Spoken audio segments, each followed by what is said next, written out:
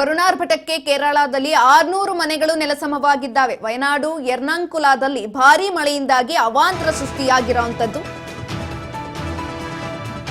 ವರುಣಾರ್ಭಟಕ್ಕೆ ಕೇರಳದಲ್ಲಿ 600 ಮನೆಗಳು ನೆಲಸಮವಾಗಿದ್ದಾವೆ. ವಯನಾಡು ಎರ್ನಾಕುಲಂನಲ್ಲಿ ಭಾರೀ ಮಳೆಯಿಂದ ಅವಾಂತರ ಸೃಷ್ಟಿಯಾಗಿದೆ. ಗಂಟೆಗೆ 50 ಕಿಲೋಮೀಟರ್ ವೇಗದಲ್ಲಿ ಗಾಳಿ ಬೀಸ್ತಾ ಇದೆ.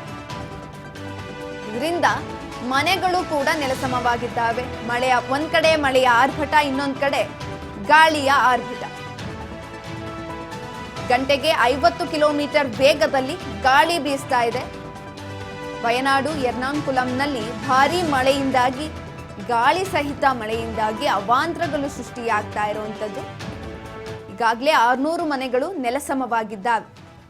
ವರುಣಾರ್ಭಟ ಒಂದ್ ಕಡೆ ಆದ್ರೆ ಗಾಳಿ ಸಹಿತ ಮಳೆ ಬೀಳ್ತಾ ಇರೋದು ಜನರನ್ನ ಇಕ್ಕಟ್ಟಿಗೆ ಸಿಲುಕಿಸಿದೆ.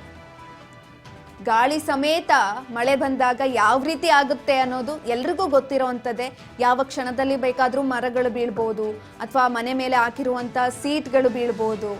ಗಾಳಿಯ ರಭಸ ಆ ರೀತಿ ಇರುತ್ತೆ. ಹಾಗಾಗಿ ಎಲ್ಲರೂ ಕೂಡ ಎಚ್ಚರಿಕೆಯಿಂದ ಇರಬೇಕು. ಯಾಕಂದ್ರೆ ಗಂಟೆಗೆ 50 ಕಿಲೋಮೀಟರ್ ವೇಗದಲ್ಲಿ ಗಾಳಿ ಬೀಸ್ತಾ ಇದೆ ಅಂದ್ರೆ ನಾವು ಮುನ್ನೆಚ್ಚರಿಕೆ ಕ್ರಮನ ವಹಿಸಬೇಕು. ಈಗಾಗಲೇ ಕೇರಳದಲ್ಲಿ 600 ಮನೆಗಳು ನೆಲಸಮವಾಗಿದ್ದಾವೆ ವರುಣಾರ್ಭಟಕ್ಕೆ. ಇನ್ನು ಗಾಳಿ ಸಹಿತ ಮಳೆ ಬರ್ತಾ ಇದೆ ಅಂತ ಅಂದಾಗ ನಾವು ಮುನ್ನೆಚ್ಚರಿಕೆ ಕ್ರಮಗಳನ್ನ ತೆಗೆದುಕೊಳ್ಬೇಕು. ಗಂಟೆಗೆ 50 ಕಿಲೋಮೀಟರ್ ವೇಗದಲ್ಲಿ ಗಾಳಿ ಬೀಸ್ತಾ ಇರುವಂತದ್ದು. ಭಾರೀ ಮಳೆಯಿಂದಾಗಿ ಕೇರಳದಲ್ಲಿ 600 ಮನೆಗಳು ಈಗಾಗಲೇ ನೆಲಸಮವಾಗಿದ್ದಾವೆ. ಅವಾಂತರಗಳನ್ನ ಸೃಷ್ಟಿ ಮಾಡ್ತಾ ಇದೆ ಈ ಮುಂಗಾರು. ಯಾಕಂತ ಅಂದ್ರೆ ಕೇವಲ ಮಳೆ ಬಂದ್ರೆ